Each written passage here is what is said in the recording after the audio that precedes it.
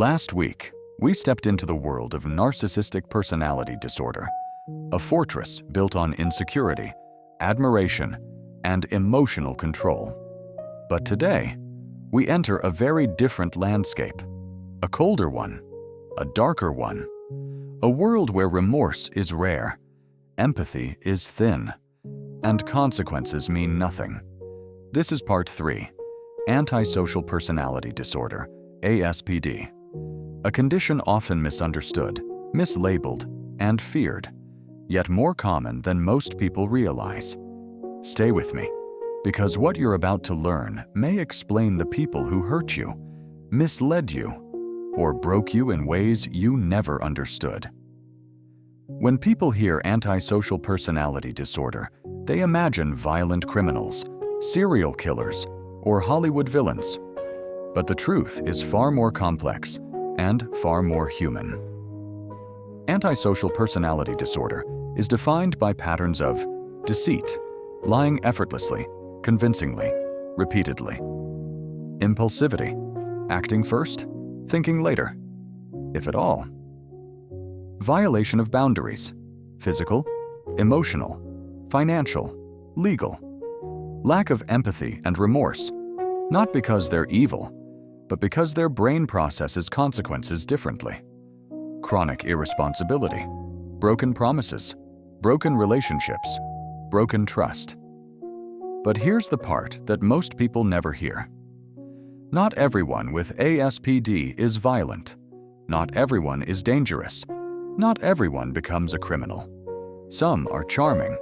Some are successful. Some are leaders.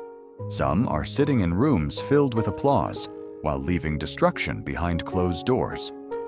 People with ASPD often wear one unmistakable mask: charm. Not the warm kind, the strategic kind. The kind that makes you trust them quickly, like you've known them your whole life. They know what to say, how to say it, and who to become to get what they want.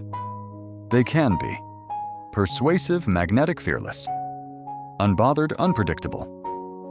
But beneath that charm lies a pattern: take, use, discard, repeat. Not out of hatred, not out of cruelty, but because your feelings simply don't register the way they do for others. For many with ASPD, deceit isn't a choice, it's a reflex.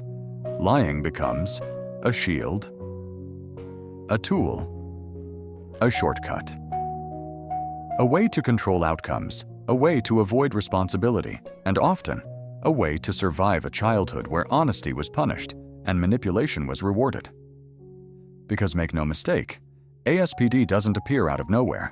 It grows in environments of severe neglect abuse, unpredictable caregivers, unsafe homes, early trauma, childhood conduct disorders ignored or minimized. Behind every cold adult was once a child fighting battles alone. Impulsivity in ASPD isn't thrill-seeking, it's neurological. Imagine driving a car with a powerful engine, but no brakes. That's how their mind works. They act in seconds.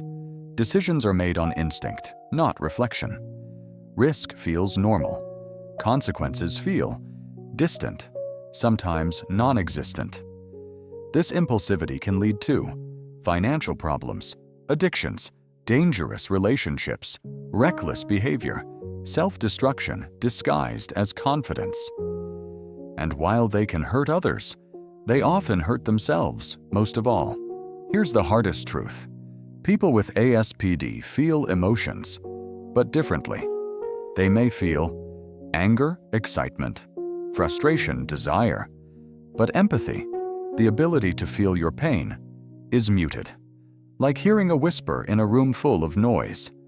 It's not that they don't care, it's that they don't feel what others feel. Emotional signals arrive, distorted, distant, unclear, and this makes relationships chaotic, one-sided, painful, short-lived. For someone with ASPD, boundaries aren't walls, they're suggestions. They may borrow money they never return, break promises without guilt, violate trust without hesitation, use others to meet their needs, ignore emotional, physical, or legal limits. And when confronted, responses vary: denial, anger, charm, deflection, or complete indifference. Not because they don't care, but because consequences simply don't register on the same emotional frequency. This is where many people feel hopeless. But listen closely. Yes, some people with ASPD can change. Not everyone, not easily, not quickly, but some can. With early intervention, trauma-informed therapy, structured environments, accountability skills, training healthy boundaries from loved ones, they can develop self-control, better decision-making, emotional awareness, respect for limits, pro-social behaviors. Redemption is possible. Transformation is possible. But only when accountability meets willingness.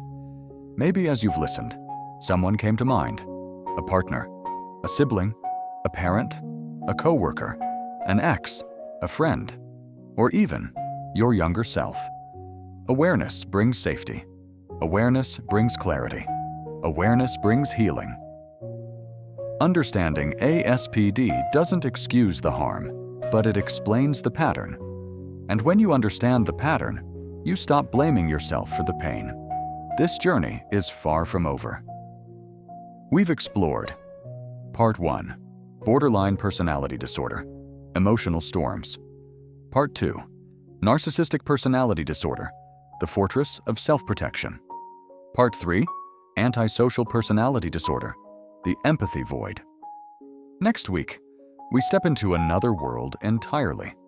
Another personality structure shaped by wounds, defenses, and unmet needs. Because the more you understand the human mind, the more power you gain to heal, protect, and navigate relationships wisely. Stay with us. Part 4 is coming.